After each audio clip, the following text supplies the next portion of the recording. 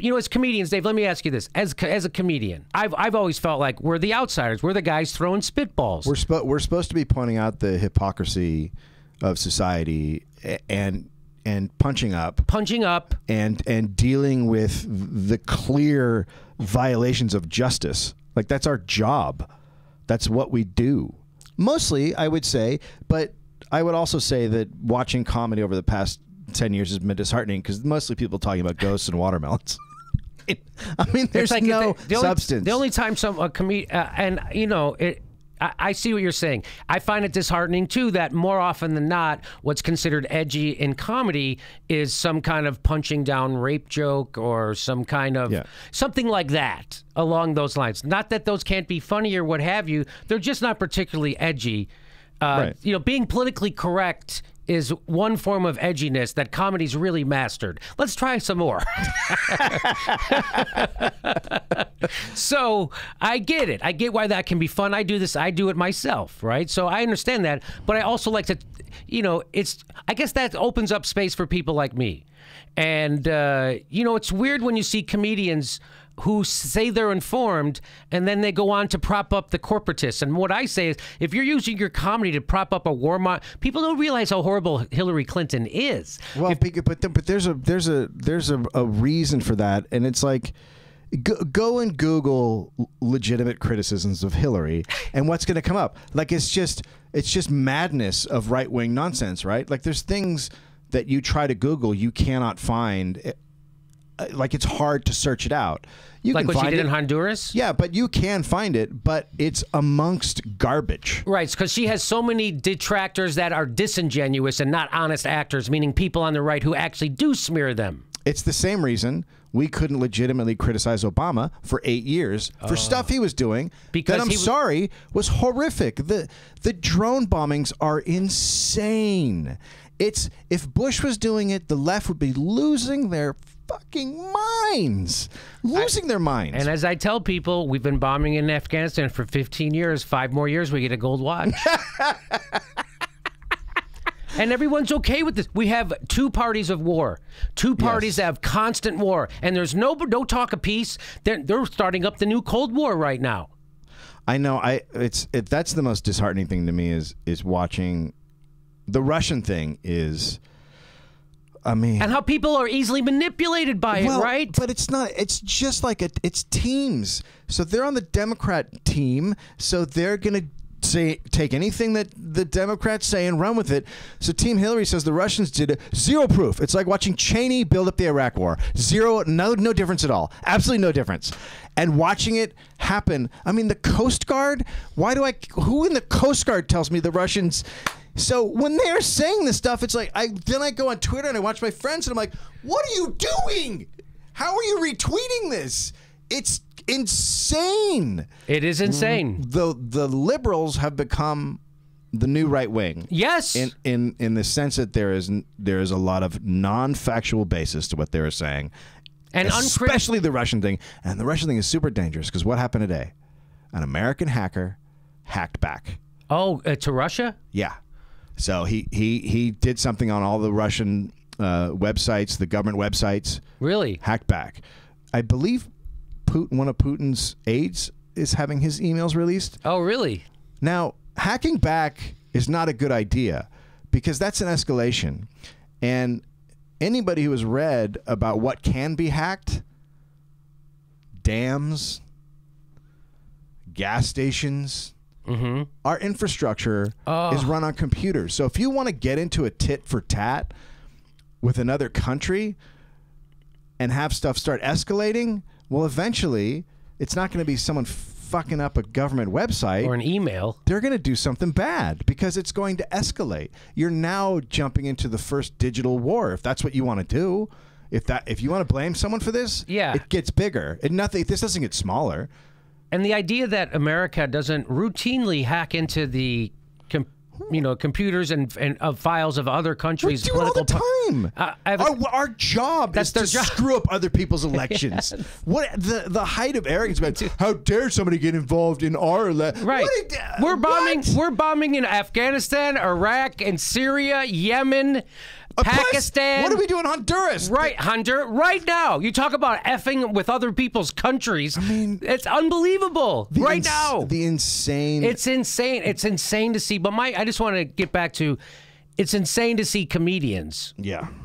Swallow this stuff and go along with the power because they see an orangutan. I think there was a time when I started doing comedy when but look, it wasn't as complicated as it is now, right? No, it used to be easier. With the corporate takeover, the corporate it has wasn't happened. like this. It's a corporate coup d'etat has happened in our country, and it's complete. Go ahead.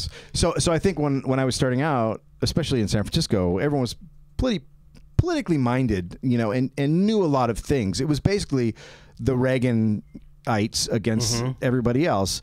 Although you're reading the book now.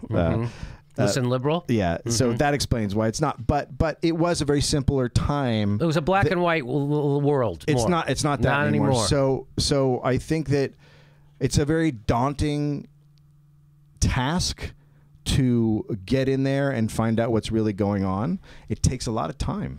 Yeah, it takes a lot of your time every day. It takes a lot of my time every day to figure it out.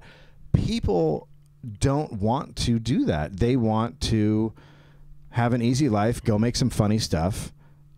But unfortunately, when times are changing, the people who are going to stand out are going to be the ones who are really attacking this. At the end of the day, the comedians who are going after it as opposed to riding that wave, when it's all over and said and done, they'll be the ones with their head above the water. If you're propping up Hillary Clinton with your comedy, you're an establishment comedian. Yeah, but it's so okay. So it's, you know, it's okay to make fun of Donald Trump. I'm not saying don't make fun of Donald Trump. Right. I'm not saying don't make fun of Gary Johnson. I'm not saying don't make fun of Jill Stein. I'm saying if you're using your comedy to prop up Hillary Clinton, that's propaganda.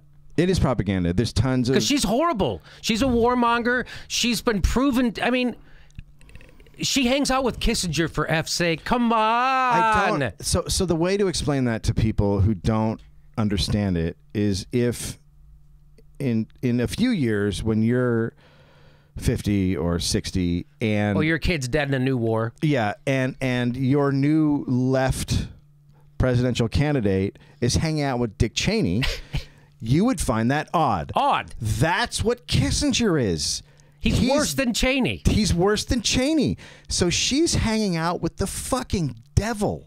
Like, there is no one in American history that is that vile and has taken that many lives, orchestrated the death of so many. He is a monster, and she has embraced him, and it is shocking to watch. No comedians are like, it's Kissinger. The devil. Like, he couldn't be worse. No one says a peep about it. And when she got up and called everybody Trump followers a basket of deplorables, it's like, you can't do that if you're hanging out with John Negroponte and Henry Kissinger, who are legitimate war criminals. There is this weird, and I wonder if it's only an American system thing. Well, we only have two parties here. Other countries have many more. But so there's this strange thing where, and look, American history, we have the white trash, as they're called. There's a book out called White Trash right now that explains the history. But they came over as prisoners and indentured servants on the boats, and their lives have never changed. They were never part of the property class. They were never part of the merchant class. They have been the used and abused whites. Because of slavery, they weren't as low as that, right? So they're just this filthy little group of people, and they've existed throughout history in America, so we can make fun of them, right? These people have never had a chance, who we have crapped on forever. We can just attack them. But if you're part of the system, you get to put your arms around a war criminal, and that's okay. And for some reason, the way our system is set up, nobody says anything about it. And the only people who do are people on the left, and then everyone makes fun of them. Oh yeah, your naivete with the whole war criminal thing. You're like, that's just the way things are done. You're like, it's not. I used to love the comedy community, you know, coming back to Los Angeles. I'd go on the road, and it was like a refuge, right? Because of people who thought like me. Yeah. right? It was like we were all doing this thing together. We weren't following what the establishment told us to do. Particularly years ago, when I think that when we went out there, it was a much more inhospitable, especially around the Iraq War. Yes. The first one, that time, like, you couldn't really say anything. Yeah, it was much more. But now the comedians have all shifted to be pro-establishment because the establishment's now a Democrat. And people don't realize that Barack Obama was... Hillary Clinton is Mitt Romney in a pantsuit. Yeah. And they don't realize that. And Yeah, she's going to privatize Social Security. Her husband already had a deal to do it once. She already has guys who are part of her, like, inner circle that want to do that. Yes, like, already. There's articles already being written about it. So this idea. And by the way, you know, you've made the point. So let me just. And the next Trump will be much worse in a sense that he won't be as a bad politician on the outside as Trump, right? He won't be as crazy on the outside, so it'll be harder to stand up against them. My theory was if Trump became president, it would be super easy to oppose every horrible idea he has. But when Barack Obama is so likable and he's such a good speaker, when he proposes the TPP when no one else is looking, everybody's like, oh, it's okay, Barack's doing it, so it must be okay. Right. And that splits the... I mean, so that's where we're at. We're left with that. And then my comedian friends are propping up. It's just like, what don't you get about